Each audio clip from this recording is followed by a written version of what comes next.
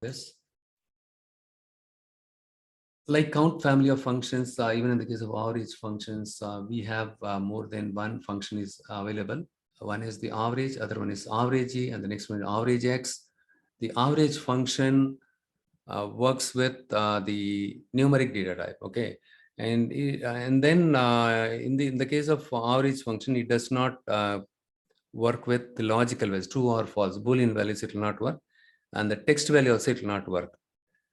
Okay, and then let's say you have a column. Let's say in the case of sales amount, so you have something like, zero values there. It will consider zero also while doing the sum. And now let us go and check, can average works with, so let me just see here. Yeah, here I've used it here. Already I created the average thing here. Okay, let me just here, average of quantity, average units sold. In this case, the quantity, right? Here I used units sold. Okay, here I got units sold. Okay, we have the column by the name. Okay, it gives this name here. Okay, we're not supposed to get confused with this one. So units sold, look here, units sold are 10, 10. So for reference purpose, I put this here. And when it takes average, what happens is, in this case, for average units sold, here it gives me the average quantity M is 10. And for this one, it gives barren. Look here, in the case of barren, how many number of records? See, it is taking into account of the group here. So barren, how many number of values are there? 10, 12, right? So 10 plus 12 is how much? 22 divided by 2. 22 divided by 2 is 11, right? It ignores the blank value average function. With this, we are able to understand. So this is a little bit different, the average function. Look here, 22, you might be wondering 10. It is not doing the overall average here. Overall average, you can see it here, okay? But if you see the line here, so wherever you have more than one value, barren, see this is the original data. In this original data, customer name barren appears 3 times.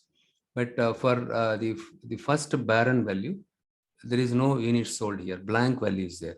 So hence what it does is, it takes the average of these 3 values, not these 3 values, it ignores or it excludes the blank value, and it takes the average of the rest of the values.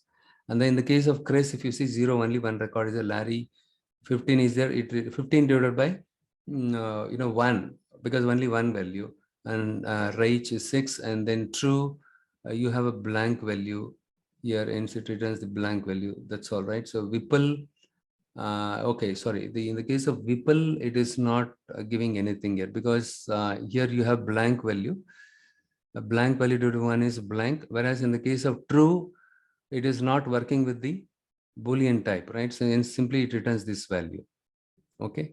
And the next one is the average A function. Okay, let us see. Average X and average A. I just clicked on average. This is the average A. So in this case, says by, so look here, average A, as the name suggests, it works with the Boolean data type. Okay, the Boolean data type also. Okay, so in this case, what happens here?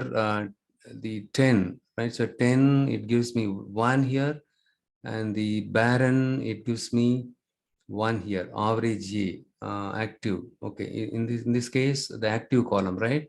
Not units for units for active column. We have taken the average on the active. Active is a Boolean data type, so it considers true as 1. And the next one is the barren. Here, see, it ignored the blank value, and the again, see how many trues are there here? 4 trues, right? So 1, 2, 3, and 1 true, it ignored it. Why it ignored the 1 true here? 1, 2, 3.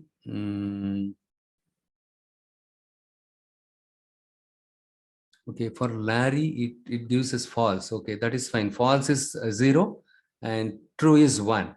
Okay, when it in the case of average, right, or sum, if you do, it will consider true as 1 and false as 0. You need to remember this one. Okay, this is applicable in all the programming languages. most of the programming languages. True is considered 1 and false is considered 0. But in this case, somewhere the 1, something wrong here. 2, okay, barren in this case, we have 2 values, right? So 1 plus 1 is 2, 2 divided by 2 is 1. Got it? Yes. Since we have 2 values, it is doing the grouping here also.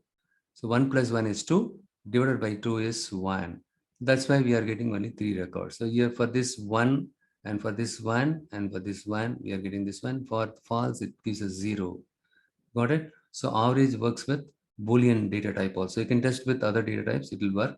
And the next one is the average X.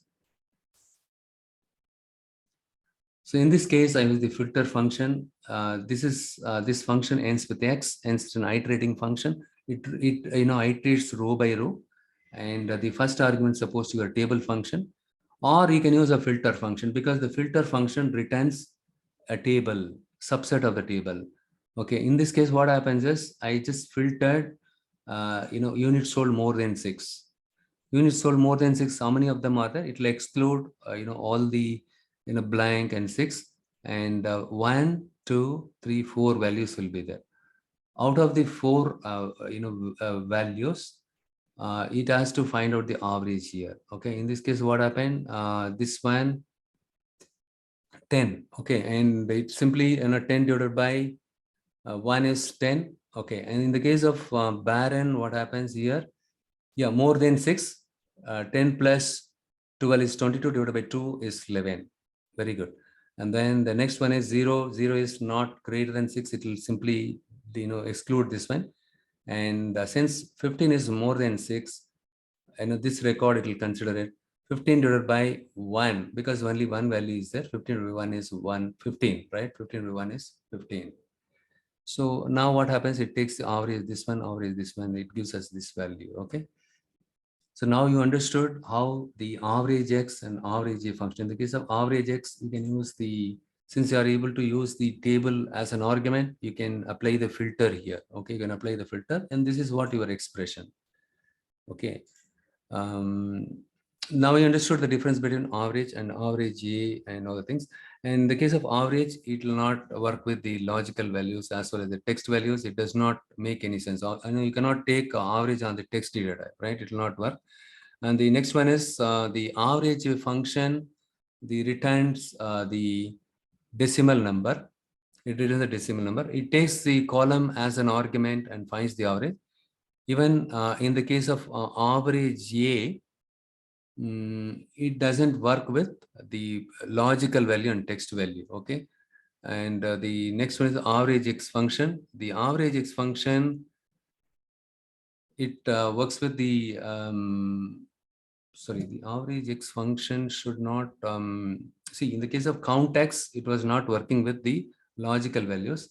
But in this case, what happened? Yeah, so average X does not support logical values, whereas the average A function works with the logical data type. Correct. Okay, now we got it. So now we understood what is the difference between average, average A, and average X. Average A works with all the data type.